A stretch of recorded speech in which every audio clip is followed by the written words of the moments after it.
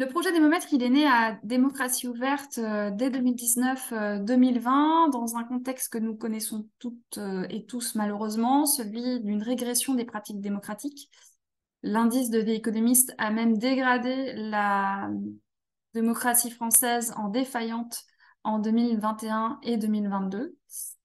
Démocratie ouverte, pour celles et ceux qui ne connaissent pas l'association, coordonne un réseau d'acteurs assez variés, des collectivités locales. On est une trentaine de collectivités, des communes, des intercos, des départements, des régions, qui sont membres, partagent des expériences, ont accès à des webinaires et du coaching.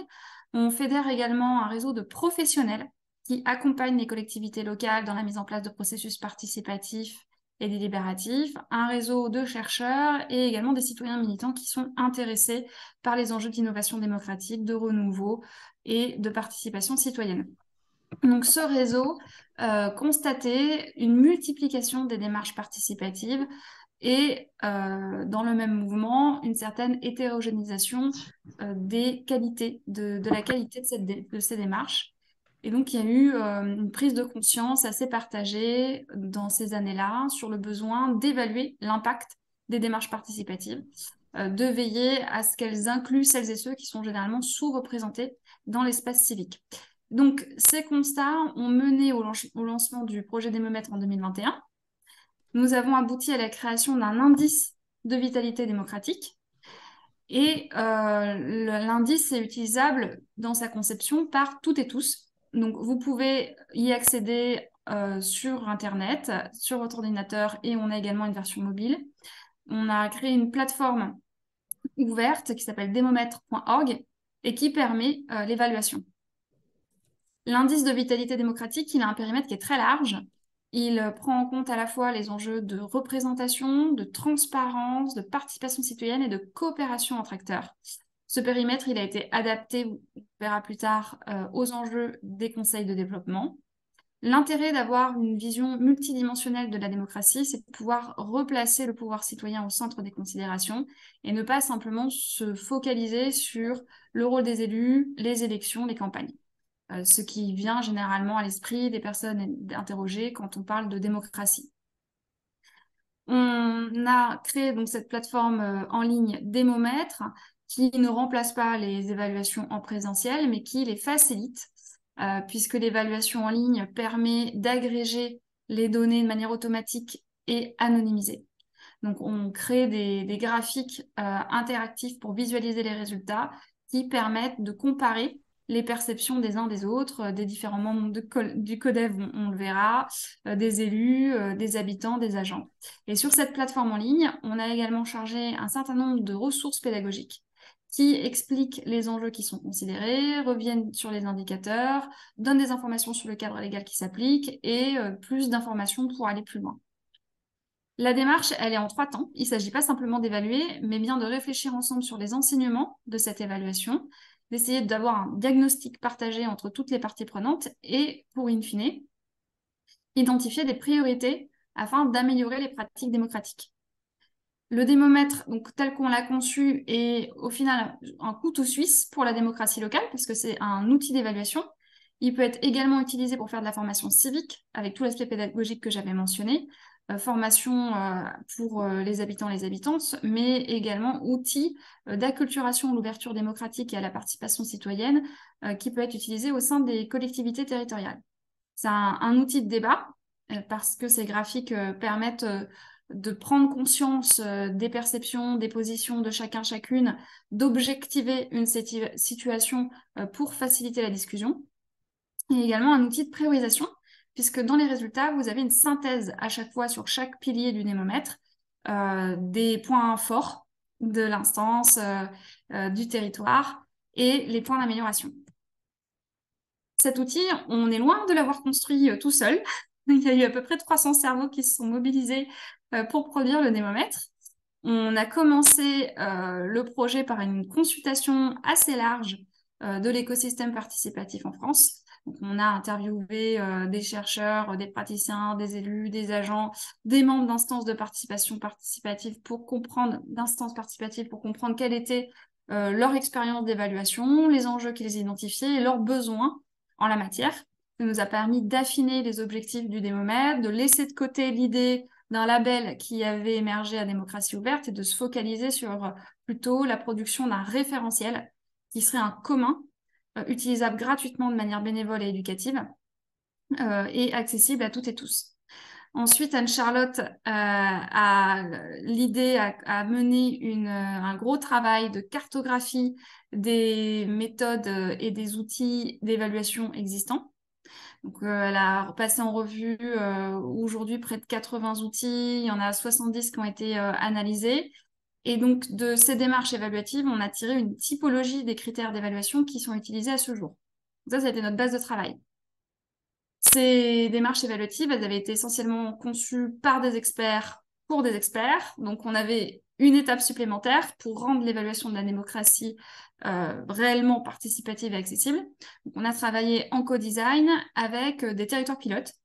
Donc, nous sommes allés dans 4 territoires, travailler avec à peu près 150 habitants élus agents pour comprendre quels étaient les enjeux qu'ils souhaitaient voir évalués et reformuler les questions d'évaluation pour qu'elles soient vraiment compréhensibles par tout le monde. Et après, on a une phase de validation avec des tests dans les territoires et une revue par le comité d'orientation. Ces territoires pilotes, ils ont été choisis pour représenter un échantillon des futurs utilisateuristes. Donc, on a des territoires urbains, ruraux, plutôt à droite, à gauche, avec des expériences en termes de participation citoyenne assez variées. Voici un aperçu de notre comité d'orientation qui est composé de chercheurs, de représentants de la société civile, d'élus, agents et d'institutions publiques qui ont des expertises et des points de vue différents sur les enjeux qui sont considérés.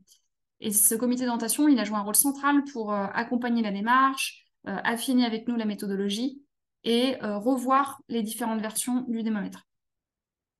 On a travaillé avec de nombreux partenaires, un peu plus de 40. Certains ont financé le projet, mais la plupart ont contribué sur le fond, souvent sur les thématiques de leur expertise. Donc, on a bénéficié du savoir, du savoir-faire de très nombreux partenaires sur les enjeux du démomètre. Donc, fin 2021, début 2022, on était en phase de test. On a eu la phase l'indice validé au printemps 2022. Et ensuite, on est parti en phase pionnière. C'est-à-dire qu'on souhaitait pouvoir utiliser cet outil pour des évaluations participatives à échelle dans des territoires en avant-première avant de lancer une grande diffusion. Donc, l'enjeu, c'était de pouvoir améliorer l'outil à l'été 2023 sur la base des retours utilisateurs-utilisatrices. Donc, on a eu 6 territoires. Toutes ces évaluations ne sont pas finies, mais donnent déjà pas mal d'enseignements. Donc, 6 territoires qui poursuivaient des objectifs assez différents. Certains territoires ont évalué les pratiques démocratiques d'une manière générale du territoire. À Bagneux, il s'agissait de contribuer à une réflexion sur le bilan à mi-mandat des élus en matière d'ouverture démocratique. Et on a travaillé avec différents groupes cibles d'habitants, notamment des conseils de quartier prioritaires. Et on est allé dans un foyer de jeunes travailleurs recueillir les avis. À Villeurbanne, l'objectif, c'est de pouvoir nourrir un rapport sur la transition démocratique et un indice agrégé de performance de la collectivité qui intègre une dimension gouvernance démocratique. À Villeurbanne, on travaille plutôt avec des instances participatives existantes, notamment l'Assemblée citoyenne de Villeurbanne. Et à Sainte-Marie-d'Alois, où sera l'équipe en décembre, l'idée, c'est également de pouvoir faire un bilan sur les engagements qu'avait pris la nouvelle équipe municipale pour diversifier les pratiques démocratiques du village. Sainte-Marie-d'Alois, c'est 500 habitants dans l'Isère. Ensuite, on a des évaluations qui portaient sur un périmètre un peu plus resserré. Donc, Strasbourg, on a évalué un comité d'éthique du pacte de la démocratie locale. Ce comité d'éthique veillait au respect des principes du pacte et à la qualité des démarches participatives. C'était une instance tripartite qui rassemblait des habitants, des élus, des agents. Une instance où il y avait une certaine tension entre les parties prenantes. et des interrogations sur l'efficacité de cette instance. Donc, on a fait un bilan du comité d'éthique qui a permis de restaurer le dialogue entre des membres qui ne se faisaient plus confiance et de développer un diagnostic partagé sur les forces de cette instance, ses limites et les perspectives d'évolution. Donc, on a conclu à la nécessité de transformer cette instance en observatoire de la vie participative. À Gennevilliers, l'évaluation est toujours en cours. On regardait plus particulièrement l'inclusion des démarches participatives. Et le prochain territoire où le cadrage est assez abouti, c'est justement le CODEV de l'agglomération de La Rochelle. Et Léo pourra intervenir lui-même sur les objectifs de l'évaluation. Donc, le CODEV de La Rochelle serait le premier territoire pilote à tester la version CODEV. Donc, pour permettre cette évaluation participative, on a développé des outils de communication. Vous allez le voir ensuite sur la plateforme Démomètre, on a une vidéo qui présente l'outil rapidement, on a des plaquettes, on a différents outils en fait que si l'évaluation vous intéresse, vous pourrez utiliser pour inviter les membres du conseil de développement, les conseillers techniques, les élus en charge, etc. à participer. On a recueilli aussi des retours utilisateurs sur l'intérêt de la démarche. Là, je partage avec vous un slide un peu plus détaillé sur une expérience qui a été clôturée il y a quelques mois déjà, qui est Strasbourg. Donc, on a vu l'importance de la facilitation dans un contexte où les rapports entre parties prenantes étaient bien tendus au début de l'évaluation. Et ça a permis d'avoir un atelier d'intelligence collective fructueux qui a rassemblé les habitants, les élus, agents autour de cette idée d'avoir une instance, cette fois-ci 100% citoyenne, pour veiller à la qualité de la participation citoyenne.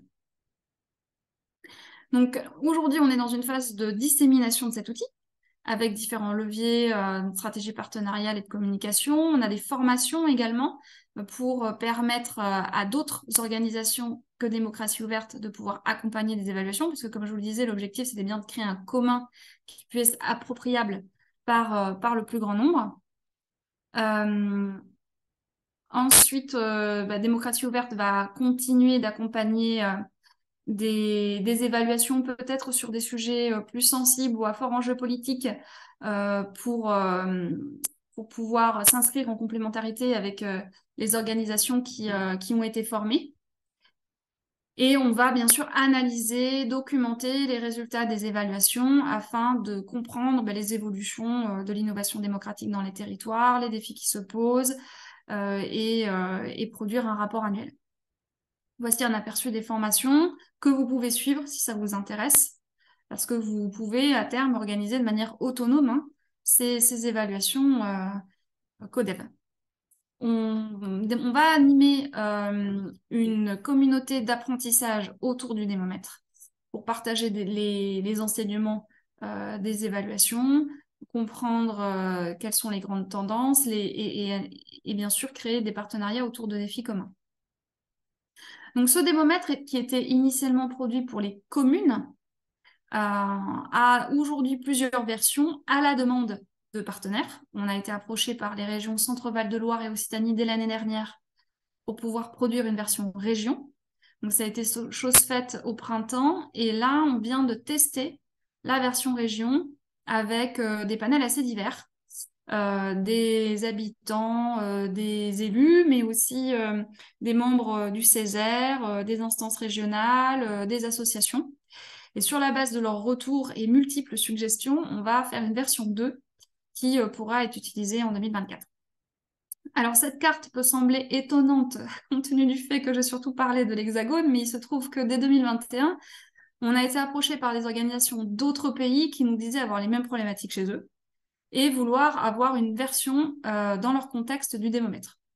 Ça nous semblait, sans rien vous cacher, un peu prématuré, parce que nous lancions juste le co-design du démomètre, mais intéressant à explorer. Donc progressivement, on a créé des partenariats, on a identifié des possibilités d'avoir des fonds, et là, on vient de lancer une déclinaison du démomètre pour la Nouvelle-Calédonie, avec une association qui est membre du réseau Démocratie Ouverte et qui souhaite créer des débats locaux sur les pratiques calédoniennes et la manière pourraient s'inspirer les collectivités de la culture kanak qui intègrent, je ne le savais pas, j'ai découvert ça avec eux, des éléments de gouvernance partagée.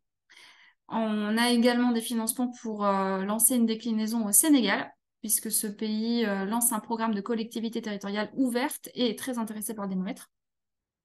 Et les premières bases d'un projet européen, des financements pour avoir, et ça va vous intéresser parce ça va pouvoir bénéficier au CODEV, on aura une plateforme multi-questionnaire, multilingue, donc les CODEV auront leur propre interface, et ces financements ont été obtenus dans le cadre d'un consortium européen avec une association belge, Citoyenneté et Participation, et hongroise, Demnet. On a également des partenaires québécois qui nous ont approchés. Donc, on se fait un partenariat avec eux, outre-Atlantique.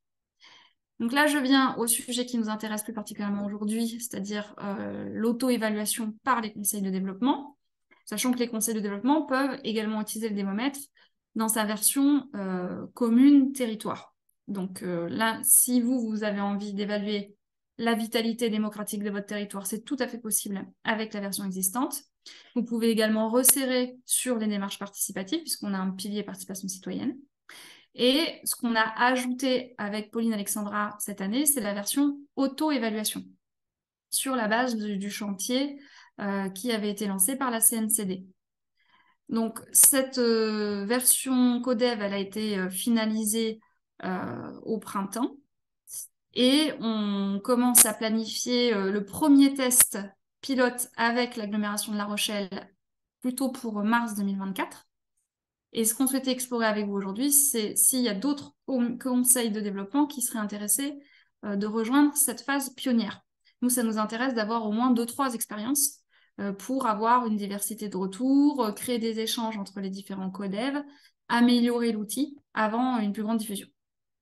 Donc, dans cette phase de co-construction avec la CNCD, on a passé en revue les critères d'évaluation qui avaient été sélectionnés pour les communes et on a réfléchi à dans quelle mesure elles pouvaient être adaptables pour une auto-évaluation d'instance. Et on s'est bien sûr beaucoup appuyé sur le travail qu'avait déjà lancé la CNCD. Donc aujourd'hui, on a un questionnaire qui correspond à une liste de critères d'évaluation. Et les questions ont vraiment été tournées pour les codev. Sachant que il y a une grande diversité de codev. Donc des fois, on a des options qui permettent de s'adapter à différentes configurations. Pour la phase de test, donc pour ce qui est des testeurs-testeuses, on pense bien sûr aux membres du CODEV. Alors, il y a des CODEV qui ont des bureaux ou des membres particulièrement actifs qui pourraient jouer un rôle plus moteur.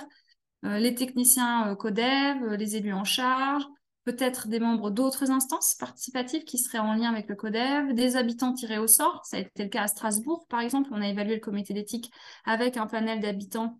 Il y avait 10 personnes qui n'avaient jamais entendu parler d'ailleurs de ce comité d'éthique qui ont participé à l'évaluation après avoir eu quelques auditions. Donc, cette liste, elle est ouverte. Ici, vous avez simplement des suggestions. Et pour ce qui est des modalités du test, avec l'agglomération de La Rochelle, on va avoir un premier temps pour ajuster le questionnaire aux réalités de ce codev qui n'a qu'un an. Et ensuite, on peut inviter les membres du codev à faire l'évaluation en ligne chez eux, sur téléphone portable, dans la queue du supermarché ou dans le bus. Ça prend 10-15 minutes, enfin, tout dépend de son niveau d'implication. Ou alors on organise un atelier en présentiel d'évaluation. L'idée étant de pouvoir avoir un atelier d'échange sur les enseignements de cette évaluation et de réflexion sur ce qu'on en tire sur le fonctionnement interne du CODEV.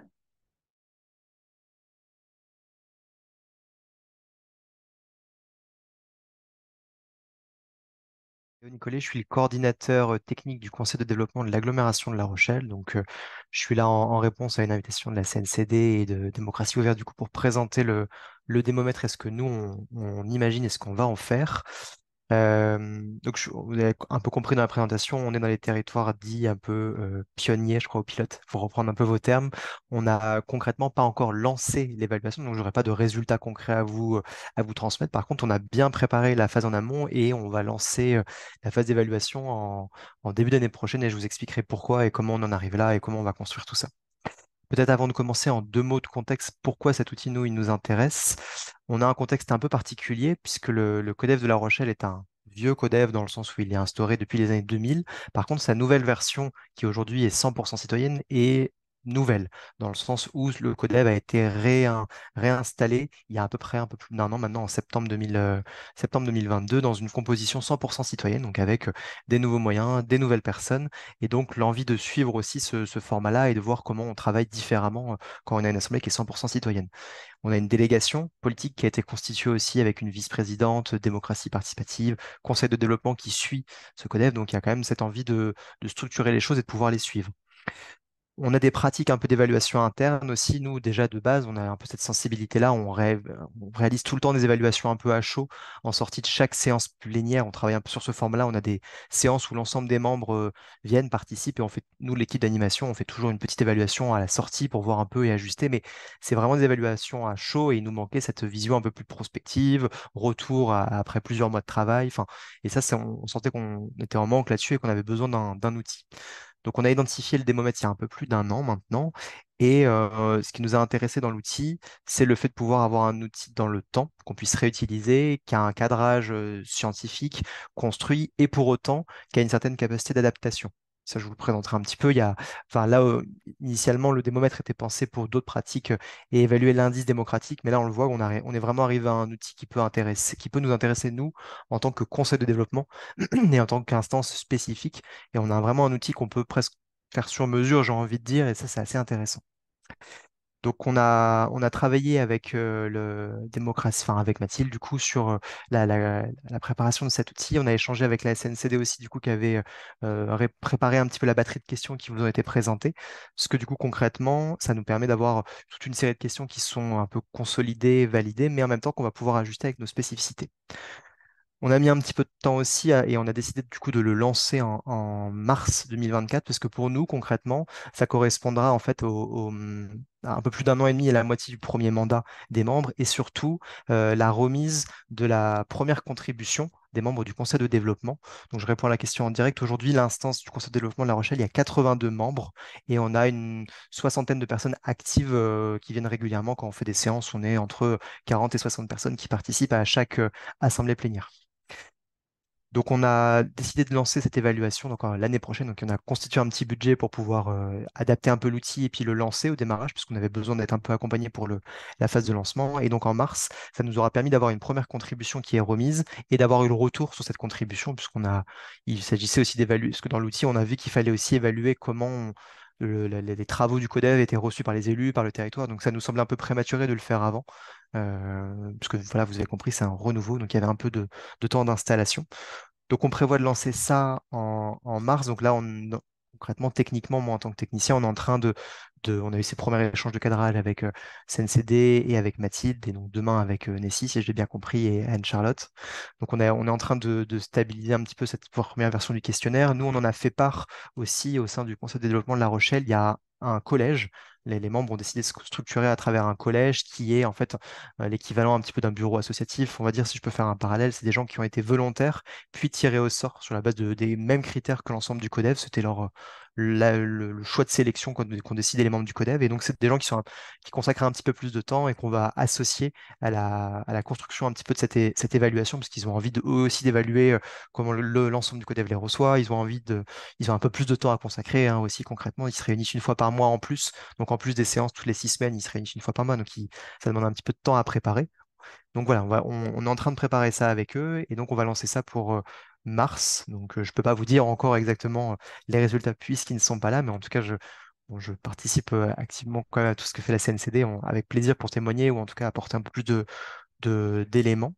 Et les perspectives aussi pour terminer. Ce qui nous intéresse dans cet outil aussi, donc là, pour le lancement, on est accompagné avec la SNCD, démocratie, enfin voilà, on est accompagné pour ce lancement, mais ce qui nous intéresse, nous, c'est d'avoir une certaine autonomie. Et ça, l'outil semble aujourd'hui présenter ça. Donc, on va stabiliser un peu cette première phase questionnaire évaluation. Et après, l'idée pour nous, c'est de le renouveler tous les ans. Puisque du coup, bah, voilà, le groupe change aussi. Enfin, vous connaissez ça, un sens de codef, sa vie, c'est quelque chose de vivant. Mais donc, pour autant, on veut pouvoir être en capacité de le suivre dans le temps. Et donc, on imagine déjà lancer ce type d'évaluation à peu près une fois par an. En gros, dans l'idée, voilà, de manière annuelle pour pouvoir évaluer un peu nos pratiques et s'assurer que ça, voilà, que ça correspond un peu aux attentes des élus, aux attentes des membres du CODEV, dans la méthode, dans les résultats. Donc, on imagine et on se projette avec une évaluation un peu annuelle et que cet outil pourrait y répondre. Voilà, rapidement. Donc, sans support, je sais que c'est pas toujours évident à suivre. En tout cas, à disposition pour échanger et répondre à vos questions avec plaisir.